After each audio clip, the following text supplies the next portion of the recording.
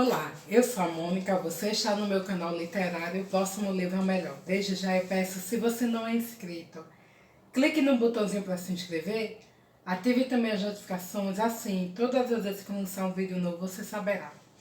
Curta esse vídeo, comente também, deixa um recadinho aqui para mim. Se você gostar tanto assim desse conteúdo e quiser me ajudar no engajamento, compartilhe no Zap com uma pessoa amiga, aquela pessoa que você sabe que gosta de livro, de literatura e de programas culturais. Através dessa tua ajuda, através desse teu engajamento, meu canal vai crescer.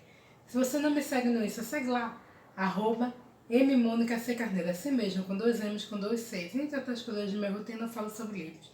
Vou deixar na descrição do vídeo meu Scooby, caso você queira me seguir nessa rede literária. Deixarei também meu wishlist com os livros desejados da Amazon, caso você queira me enviar um livro ou qualquer outro meio de presente. E finalmente eu deixo a recomendação, se você for adquirir algum livro ou qualquer outro produto pela Amazon, use o link de algum canal associado, assim você estará ajudando ou poderá ajudar algum produtor de conteúdo digital. Lembrando que esse vídeo eu vou disponibilizar na plataforma do Scooby. Foi um mês produtivo em termos de leitura, mas nada muito excepcional. E hoje eu trago finalmente as leituras realizadas no mês de março.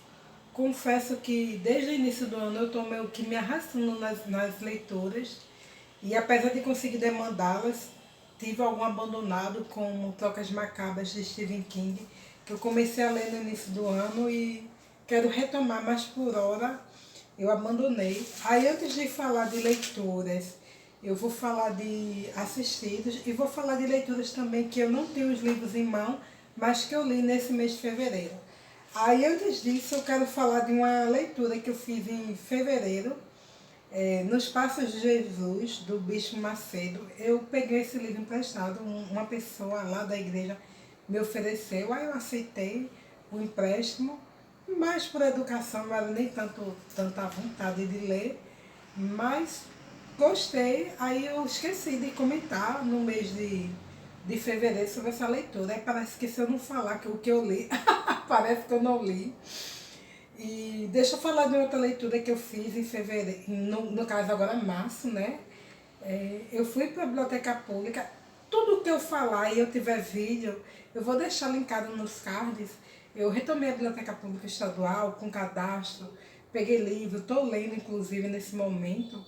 E aí eu peguei lá mesmo, eu li um quadrinho maravilhoso que se chama Ilha dos Cachorros, é de Wes Anderson, é um mangá, e aqui a gente vai ver uma história de um menino que sofre um acidente e ele é adotado pelo prefeito, mas ele tem um cãozinho e esse prefeito não quer esse cãozinho.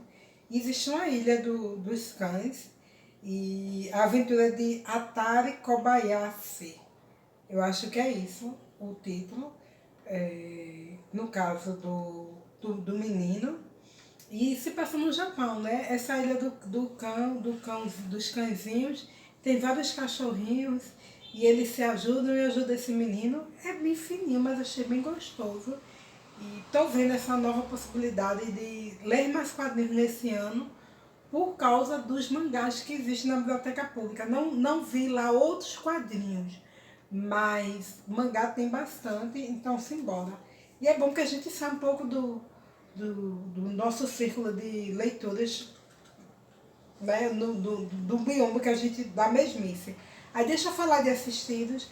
Eu assisti muito filme, mas foram filmes todos de adaptações de Stephen King. Eu estou viciada nesse homem. Confesso, eu sou babona assumida. E aí eu quero deixar como dica, eu não sei, aqui, amantes de King, se já assistiram, tem gente que não gosta das adaptações antigas, porque acha mal feita. Eu gosto de filme também assim, tá? Independente de ser de King ou não. E sendo de King eu passo pano.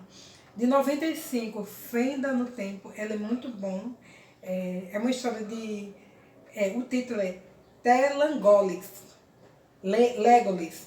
Eu acho que é assim, e é bem interessante porque existe um desaparecimento de algumas pessoas no voo e essas Legolis, elas fazem um buraco meio que no tempo e as pessoas ficam presas e elas destroem o universo em que elas estão, é bem interessante.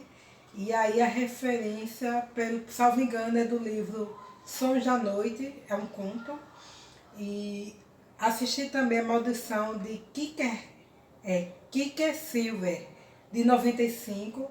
Aí, para quem não conhece, é uma adaptação de um conto escrito por King e Clive Baker. Fica a dica também para quem não conhece o autor. Acho Clive Baker pesado e muito bom. E o original é The Body Politic e Sanctuary Truth. Será que é assim? Acho que não, mas eu anotei e me desculpem o meu inglês, né? Uma pessoa que não teve essa familiaridade com idiomas. O que eu mais gosto de idiomas é a língua francesa, mas simbora. E aí tem um outro filme que eu gostei muito, Às vezes eles voltam, de 91. É um conto homônimo do autor e Aviador Noturno. Aviador Noturno, eu acho que deve ter, sim, um livro que remete a esse conto.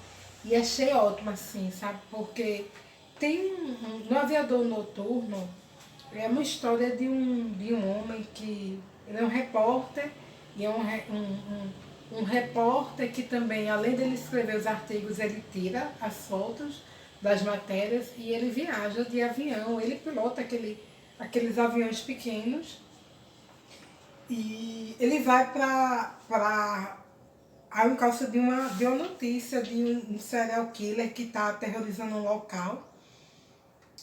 E ele se depara com essa criatura, e essa criatura lembra Drácula, só que não é Drácula, tá? É meio vampiresca. E paralelo a isso, na redação existe um editor que é muito antiético. E ele pega esse jornalista antigo que está embaixo em termos de audiência das suas matérias, e ele começa a colocar, ele conta uma jovem jornalista, né, que quer entrar no jornal, que quer despontar, que quer crescer.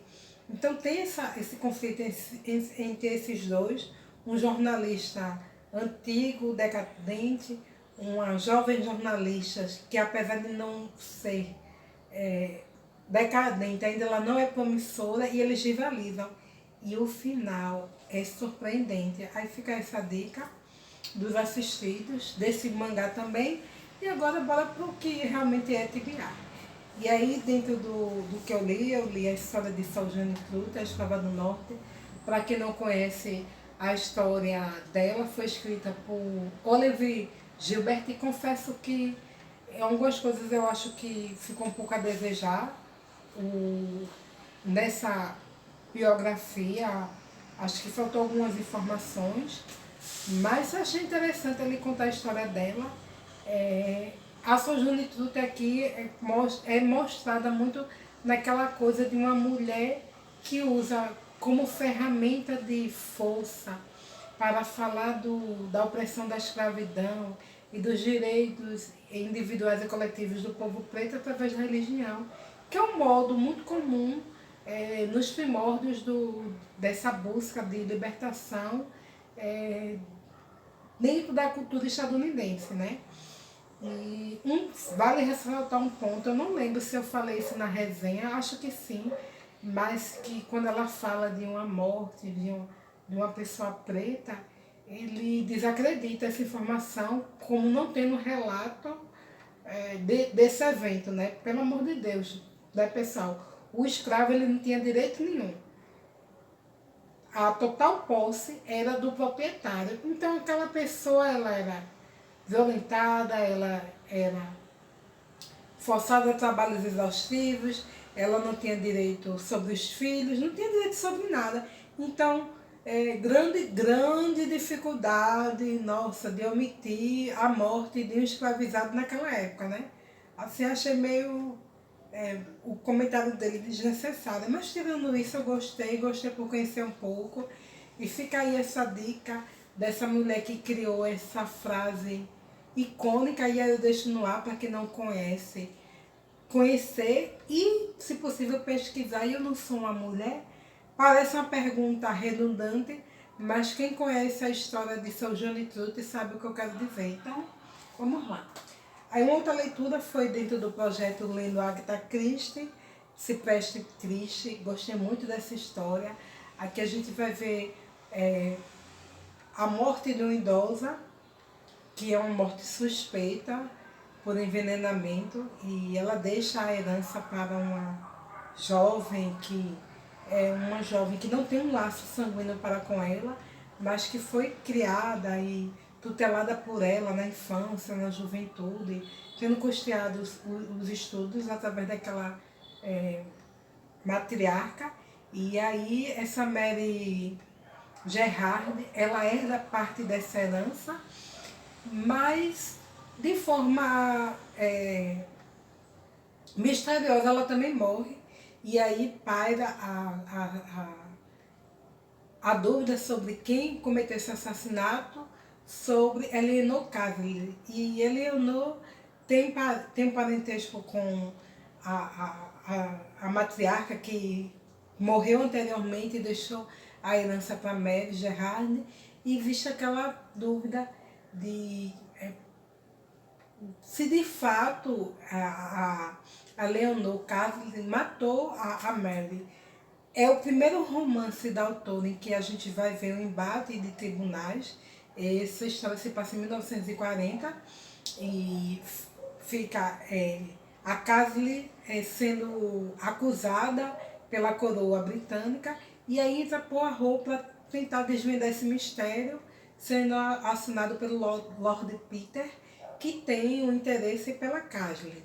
E é bem interessante, o final fugiu totalmente do óbvio, porque eu pensava que tinha essa questão da passionalidade do namorado da Leonor Casley e dela em relação, um ciúme em relação a Mary, mas é um desfecho totalmente diferente e gostei, porque foge do óbvio, mas foge de um óbvio, ao meu ver, sem ser um absurdo. Então, super recomendo essa leitura, lembrando que esse projeto eu vou seguir até o final do ano.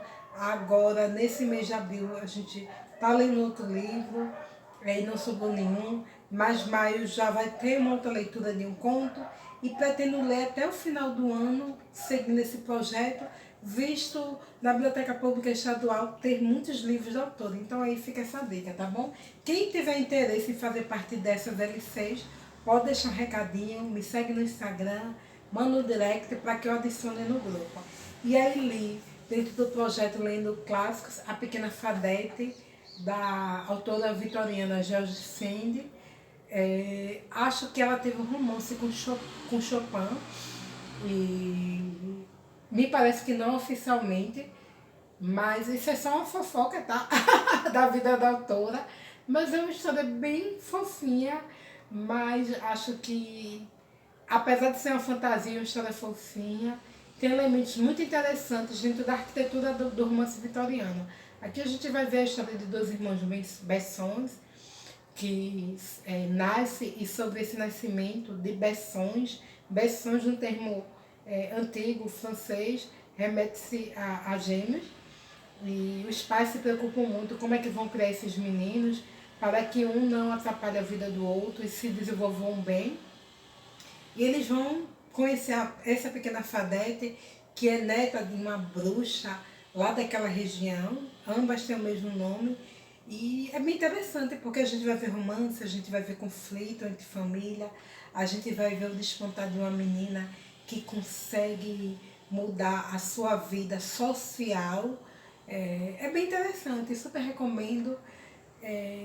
Não acho que seja uma história bobinha, de fantasia simplesmente, transcende isso. Tem elementos vitorianos muito pertinentes sobre a mulher e as necessidades da mulher da época, suas dificuldades e enfrentamentos, e eu acho que eu explanei bem isso no Vida Opinião Resenha, tá bom? Fica aí essa dica. Esse projeto segue, agora no mês de abril a gente vai ler Hamlet, e depois a gente vai ler em junho Jerusalém Libertada, tá bom? E aí li, por causa do mês de março, que é muito pontual para mim, essa homenagem em relação às mulheres, vozes femininas. Aqui tem várias autoras, mulheres que a proposta são perguntas em cima da vida contemporânea, do ser mulher, das suas dificuldades. E a gente aqui vai ver várias interlocutoras filosofando, falando a respeito, como a Maya Angelou, como Jane Fonda, como Bianca Jäger, desculpa, e outras. Outras até que eu nem conhecia e super recomendo. Assim, gostei muito. Esse livro foi Carlos Nunes que me deu do livro do canal Livros e E-Books. E esse aqui acompanha um outro que está aqui, que eu pretendo ainda esse ano ler, tá bom? Então foram essas leituras, não fugi muito do que tinha, acho que foi satisfatório, não sei como está a luminosidade, está batendo um sol arretado aqui em Olinda, aí fechei a janela com a cortina para não atrapalhar. E é isso, quem quiser comentar, fica à vontade, saiam do anonimato e deixa aí um comentário, nem que seja um smile. E quem puder compartilhar esse vídeo para me ajudar, eu estou num encalço de chegar a 1.000 inscritos. Falta menos de 100 e quem sabe brevemente eu não chegue a essa marca nesse 5º ano de canal, de muita produção de conteúdo e engajamento. Obrigada e até a próxima. Tchau, pessoal!